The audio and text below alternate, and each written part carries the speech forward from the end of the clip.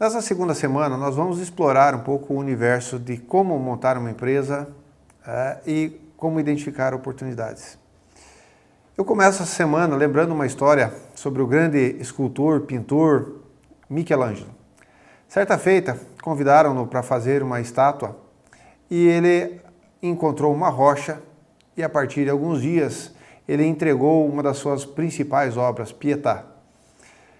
As pessoas que olhavam aquela obra ficavam maravilhadas e perguntaram para ele: Michelangelo, como você faz para criar obras tão magníficas partindo de uma única pedra? E Michelangelo respondeu: a obra sempre esteve lá, a única coisa e o meu único trabalho foi retirar os excessos. Essa história ela demonstra a importância de nós identificarmos as oportunidades. Ter boas ideias não são suficientes. Eu tenho que saber como trabalhar essas ideias. Imaginem uma pessoa que nunca ou que não tem a capacidade ou habilidade para a pintura ou para o desenho e você soltar as melhores tintas do mundo. O resultado não vai ser de forma alguma uma obra. Ou, no máximo, vão ser alguns rabiscos. O empreendedor, inicialmente ele precisa encontrar uma ideia, ele precisa identificar uma ideia. E essa ideia, ela parte do princípio de que ele vai criar um negócio, um empreendimento. Quando eu falo negócio ou quando eu falo empreendimento, eu não estou me referindo apenas a uma empresa, eu também estou me referindo a uma obra social, por que não? Algo que possibilite, que faça com que essa pessoa progrida, que ela avance. O grande diferencial é que normalmente boa parte das pessoas elas enxergam a pedra, mas são poucos que têm a capacidade de retirar aquela obra de arte que está ali escondida. O primeiro passo para que o nosso pretenso empreendedor comece a sua atividade é ele definir em que ramo ele vai atuar. Se ele vai trabalhar dentro de um negócio, ele deve definir, ele vai trabalhar o quê? De acordo com as características da região, com os seus conhecimentos. Ele vai trabalhar com agronegócio, ou seja, vai trabalhar com agricultura, com pecuária e tudo o que dela é gerado. Vai trabalhar com uma consultoria, por que não? Prestando auxílio, prestando informações às empresas que façam com que ela melhore o seu desempenho. Uma indústria, uma manufatura, um varejo. São inúmeras as possibilidades. E a cada dia nós enxergamos novas oportunidades dentro desse mercado bastante concorrido. Quero chamar a atenção de vocês que o passo inicial é sonhar, ter a sua ideia e a partir daí começamos então as definições que vão dar a origem aos nossos pensamentos. Qual é o meu negócio? Definindo qual é o segmento que eu consigo trabalhar. A partir daí, nós vamos começar a pensar num documento e nesse documento, à medida que eu for falando, eu gostaria que você refletisse e pensasse quais áreas de conhecimento nós podemos utilizar para demonstrar a aplicabilidade desse plano de negócios. Então, nosso novo assunto, eu já anunciei, é um plano de negócios, que nada mais é do que um documento formal que pode ser utilizado para criar uma empresa ou para expandir uma empresa ou sua área de atuação. E a partir dele, nós vamos buscar informações tanto para que eu possa criar a minha empresa ou para que eu possa atrair investidores que vão auxiliar nesse investimento. Por onde eu começo? Primeira coisa, nós vamos trabalhar com o nosso sumário executivo. O sumário executivo é uma folha na qual eu devo relatar, deixando a paixão de lado. Eu devo demonstrar a viabilidade daquele negócio, eu tenho que demonstrar se realmente ele é interessante. Olha que coisa curiosa, como demonstrar algo que é realmente interessante? É como se ele fosse um prefácio de um livro, onde eu vou tentar atrair a atenção das pessoas para aquela atividade. Eu tenho que tentar responder questões como, por exemplo, qual produto ou serviço que vai ser fabricado ou que vai ser comercializado? Por isso, a definição do negócio é fundamental. Eu tenho que entender o que e como eu posso trabalhar isso. Qual segmento de mercado vai ser explorado? né? Dentro de um universo que nós temos, esse segmento ele pode ser pessoa física, pode ser uma empresa, pode ser uma indústria, ou pode ser o segmento industrial, pode ser o setor público. Que tipo de empresa eu vou, ou que tipo de cliente eu vou ter? E a partir dessa definição, eu começo a imaginar e ler, buscar informações sobre qual fatia de mercado eu quero.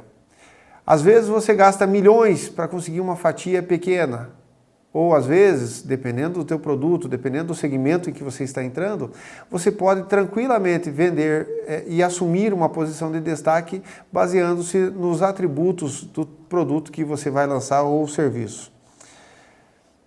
Uma outra informação interessante, qual é a minha vantagem competitiva?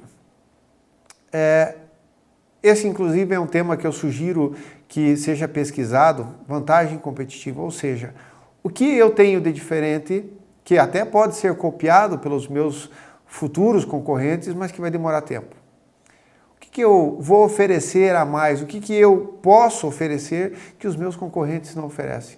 Exemplo, atendimento, rapidez, né? Ser confiável, ou seja, aquilo que eu prometo, eu faço. Então, dessa forma, eu começo a criar um diferencial que é chamado de vantagem competitiva. Qual é a vantagem competitiva que você, que está me ouvindo nesse momento, que está me assistindo, tem em relação às pessoas que trabalham com você? O que você tem de diferente que pode oferecer para ganhar mais espaço no mercado? É essa pergunta que nós devemos fazer para a nossa empresa, para a empresa que vai ser formada ou para a organização que nós vamos criar. E para finalizar o sumário executivo, é importante nós pensarmos qual é o investimento necessário, né? Qual é o tempo de retorno eu vou ter desse investimento. A partir desse momento, nós já começamos a ter algumas visões interessantes aqui e partindo, inclusive, do ponto de vista da multidisciplinariedade. Questões sobre geografia, sobre sociedade, sobre história, sobre a matemática, né? E podemos estudar e trabalhar aqui diferentes contextos, né? Inclusive a questão da percepção do eu, a percepção de como eu posso ser melhor ou estar melhor que os meus concorrentes. Na segunda parte do nosso plano de negócios, nós vamos trabalhar com uma coisa chamada resumo da empresa. O resumo da empresa é algo que deve ser trabalhado, né, mostrando, primeiro, aonde a empresa vai se localizar e buscando aí demonstrar de que forma ela é viável naquele ponto. Qual é a missão da minha empresa? A missão é explicar por que a empresa existe. Normalmente a gente, né, de forma não científica, diz que a missão nada mais é do que o nosso sonho, nós descrevermos o porquê que aquela empresa existe, qual a razão dela existir. Aqui sim, já encontrando uma fundamentação teórica aí para a gente poder explorar um pouquinho mais. Caso alguém queira entender um pouco mais sobre isso, eu sugiro a leitura dos tópicos do livro Transformando Ideias, de um dos nossos autores aqui, chamado José Carlos Dornelas. Temos também a descrição da visão, ou seja, o que nós sonhamos para a nossa empresa no longo prazo, aonde nós queremos chegar e aonde nós sabemos que podemos chegar. Quais são os produtos que nós vamos trabalhar ou os serviços que nós vamos oferecer? Né? Qual é o tamanho do mercado? Exemplo, se nós fôssemos trabalhar aqui na nossa região, a macro-região de Guarapuava, ela possui aproximadamente 500 mil habitantes. Mas qual é o foco? Vai ser a cidade de Guarapuava? Vai ser a cidade de Céu Azul, né, que possui aproximadamente 12 mil habitantes? Qual é o foco? Qual é o objetivo que eu vou atender? Qual é o mercado? E por fim, como é que eu vou fazer para me tornar conhecido dentro dessa cidade ou dessa região? Existem várias formas. Na etapa seguinte, nós vamos aqui sim trabalhar com o nosso plano de marketing. E eu vou tentar ser bastante breve, porque ele é extremamente extenso. O plano de marketing ele vai nos dar uma demonstração aí de como os nossos preços vão ser formados. Como é que eu vou trabalhar a questão de preços? De forma matemática, e quanto custa o meu produto, por quanto eu posso vender e quanto eu posso ter de lucro. como nós vamos fazer a distribuição dos nossos produtos, né? E, entre outras coisas, qual é a nossa previsão de vendas e como vai ser composta a nossa equipe.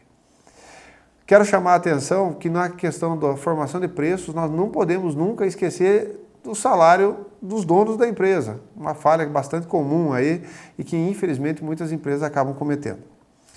Por fim, falamos do plano operacional, como nós vamos chegar ao nosso cliente, né, e quais são os principais fornecedores aí e como que nós vamos fazer para que a nossa empresa permaneça e se expanda dentro do mercado.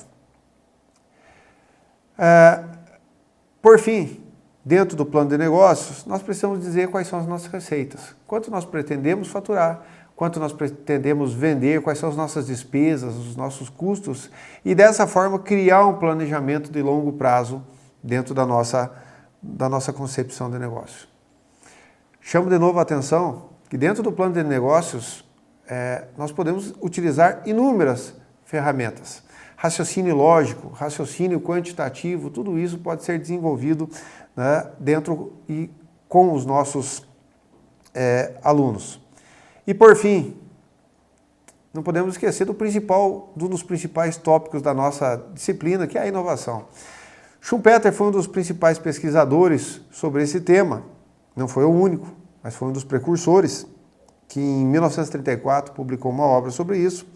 E ele fala, né, que ele surge das mudanças da vida econômica, um processo que se inicia espontaneamente de maneira descontínua, sem imposições, com iniciativa própria. Nós vemos aí inúmeras inovações aí que vêm surgindo ao longo dos anos, como por exemplo o microcomputador, uma necessidade, os diferentes tipos de combustível que estão sendo pesquisados e colocados para toda a população, os eletrodomésticos que acabam pegando e possibilitando algumas facilidades no dia a dia. Schumpeter ainda, ele diz que basicamente a inovação ela se divide em 3 partes, ou melhor, em 3 fases. Uma delas que é a invenção, quando o produto é novo ou quando ele tem um potencial aí para ser explorado comercialmente. A inovação, que diz respeito à exploração comercial desse produto, ou dessa invenção. E, por fim, a difusão, que é a maneira como esse produto está sendo assumido e aceito pela população de maneira geral. Podemos ter ainda, de acordo com Schumpeter mesmo, uma apresentação, uma classificação da inovação como radical, que envolve as mudanças do sistema econômico, né, a introdução de novos produtos, processos ou formas. Lembrando a vocês, inclusive o material apresenta isso, o caso do telefone. O telefone, que era um telefone fixo, que impedia muitas vezes a mobilidade das pessoas, acabou sendo substituído pelo celular. E o celular hoje, ele consegue agregar num só aparelho mais de 70 funções específicas. E o último aqui são as mudanças incrementais, né, que são aquelas melhorias que vão sendo realizadas ao longo do tempo.